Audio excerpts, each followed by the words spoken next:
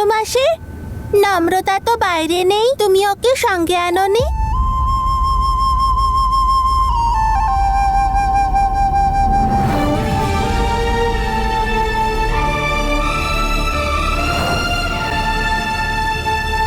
তুই জানিস ওই দিন যখন দিদা তোকে কৃষ্ণের গল্প বলছিল আর দিদা বলছিল যে কিভাবে দেবকী আর তার স্বামী বাসুদেবকে নিজেদের ছোট্ট সন্তান কৃষ্ণকে যশোদার কাছে রেখে আসতে হয়েছিল,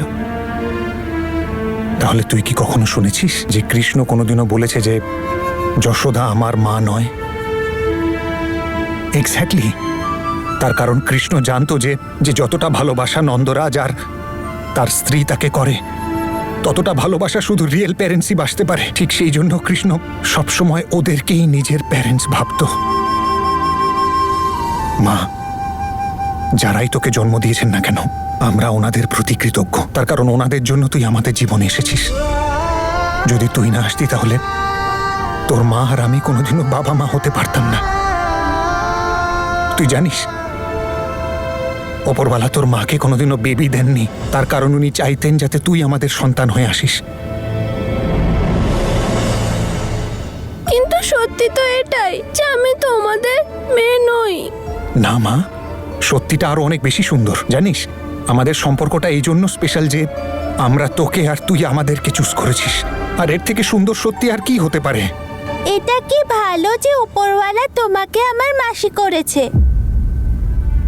আই এম সো লাকি যে তোমরা আমার ফ্যামিলি।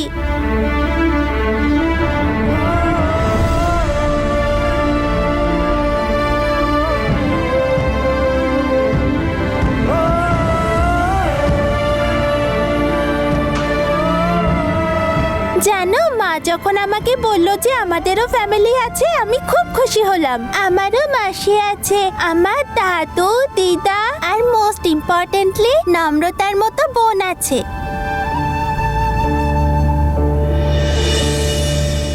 জানিস তুই যখন আমাদের জীবনে এলি তখন আমরা সবাই আনন্দে আত্মহারা হয়ে গিয়েছিলাম, আর তোর মা তো সব সময় তোকেই দেখে যেত। তোর জন্য আমি তো ডাইপার চেঞ্জ করাও শিখে ফেলেছিলাম। জানিস মা, তুই আসার আগে না আমাদের জীবনে অনেক প্রবলেমস ছিল, কিন্তু যখন থেকে তুই আমাদের জীবনে এসেছিস না, আমরা শুধু খুশিটাই দেখেছি।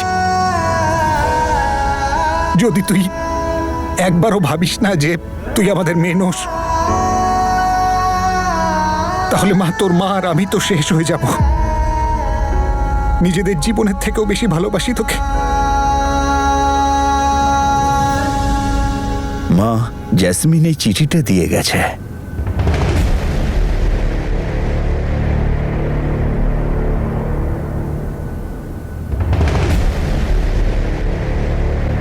শোনো,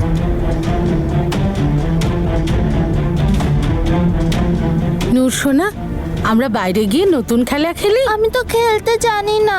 তাতে কি হয়েছে, আমি শিখিয়ে দেবো। যা যা, চল।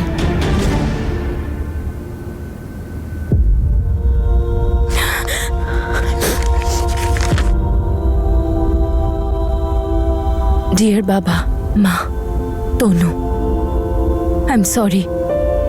আমি কখনো কাউকে সুখ দিইনি, অনেক খারাপ কাজ করেছি আমি, আর আর আমার ভুলের শাস্তি আমার পাওয়া উচিত। কিন্তু এসবে আমার মেয়েটার কি দোষ? ও তো এমনিতেই অনেক শাস্তি ভোগ করছে আমার মেয়ে হওয়ার জন্যে। এখন ওর একটা সুন্দর আর সুখী পরিবারের প্রয়োজন, আর আমি খুব ভালো করে জানি যে যতদিন আমি এখানে থাকবো আমার মেয়েটা ভালো করে বাঁচতে পারবে না।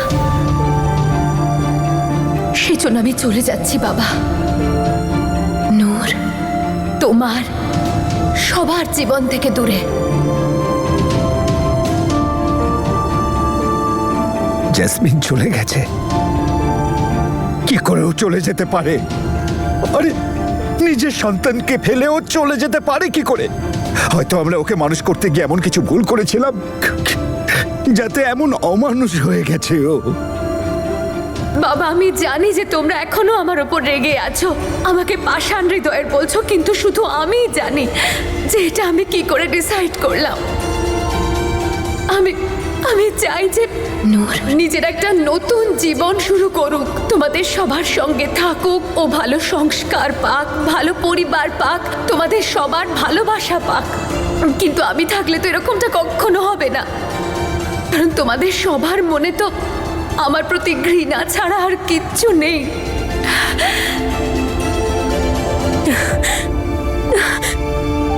কি সব বাজে বাজে কথা এগুলো? ওর যখন যা মনে আসো তখন তাই করে। কি মানে কি এসবের?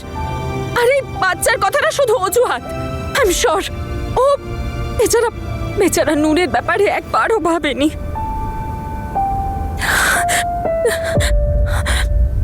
তনু, তুই একদম ঠিক ভাবছিস আমার ব্যাপারে, আর তোর রাগ করাটাও স্বাভাবিক, কিন্তু আমি শুধু তোর কাছে একটাই রিকোয়েস্ট করতে চাই যে কখনো নূরে তুই একা ফেলে যাস না। প্লিজ আমার মেয়েটাকে তুই মানুষ করিস। ও ও বড্ড অল্প বয়সে অনেক কষ্ট সহ্য করেছে রে তনু।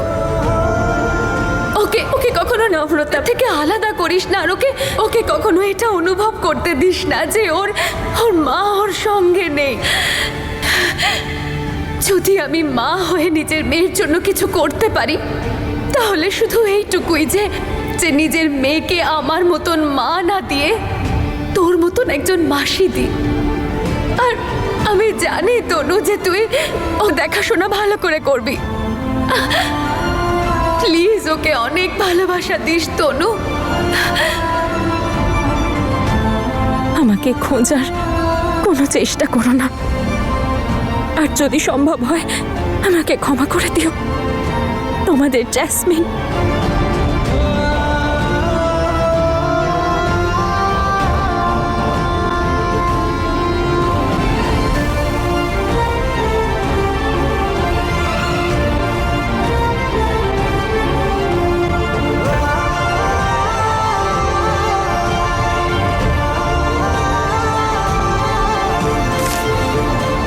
জ্যাসমিন ইন্ডিয়াতে কেন ফিরে এসেছে, আর তাও এই অবস্থায়? আর ওর ওর স্বপ্নের কি হলো? স্বপ্ন কি আর কখনো আপন হয় রে মা? ঠকে গিয়ে ফিরে এসেছিল এখানেও, নিজের কর্মফলের শাস্তিও পেয়েছে কানাডা গিয়ে। ওর মা আর ও মিলে আমার জীবনটাকে শেষ করে দিয়েছিল বাবা।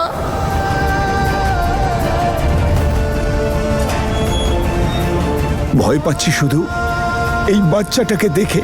এই ছোট্ট বয়সে কত কিছু দেখতে হয়েছে ওকে। কিন্তু মা, ও হয়তো বেশি দূরে যায়নি, আশেপাশেই কোথাও আছে ও। হ্যাঁ বাবা, তুমি তুমি একদম ঠিক বলেছো, আমাদের ওকে খুঁজতে হবে। ও ও এভাবে নূরকে ছেড়ে যেতে পারে না। কি কি বলছো তোমরা? জাসমিন চলে গেছে? কোথায় চলে গেছে? জাসমিন নূরকে আমাদের কাছে রেখে চলে গেছে।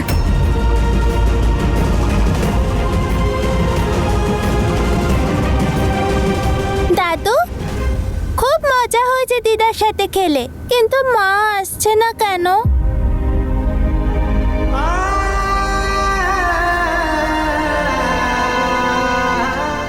দাদু, মাকে ফোন করো না, মা এখনো এলো না কেন?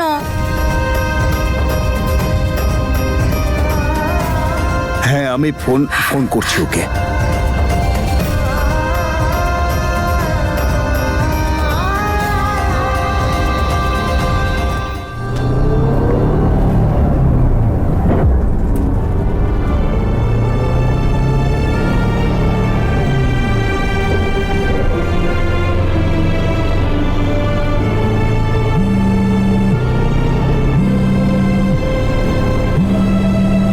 আমার নূর এখন ওর ফ্যামিলির সঙ্গে আছে, ওর চিন্তা করার আমার আর কোনো প্রয়োজন নেই। হয়তো আমি ওকে ভালো শিক্ষার একটা সুন্দর জীবন কখনো দিতে পারতাম না, আমার এখান থেকে চলে যাওয়াতেই ওর মঙ্গল।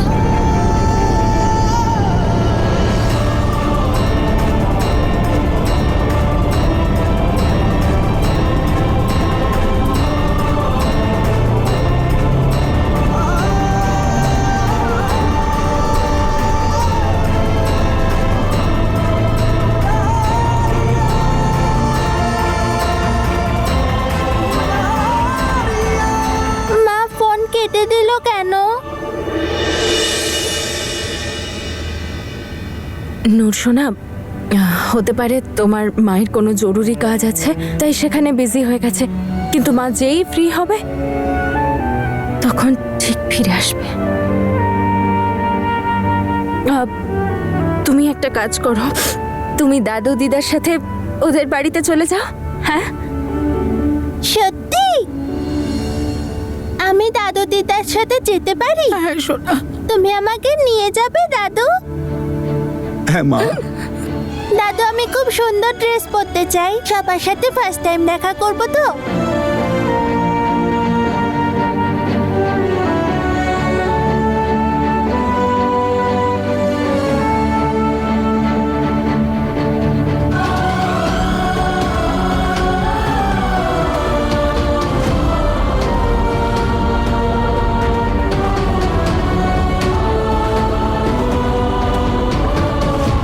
হ্যাঁ অভিরাজ, আমার কথা শোন। কোনো প্রশ্ন উত্তর করবি না, সোজা এখান থেকে বাস স্ট্যান্ড চলে যা আর দাদাকে না সোজা রেলওয়ে স্টেশনে পাঠিয়ে দে। আমাদের জেসমিনকে খুঁজতে হবে। জেসমিন? কিন্তু কাকু, ও তো... আমি তোকে যা বলছি সেটাই কর। আর শোন, এখন বাড়ির কাউকে কোনো কথা জানাবি না, বিশেষ করে তোর বউকে। হ্যাঁ, ঠিক আছে।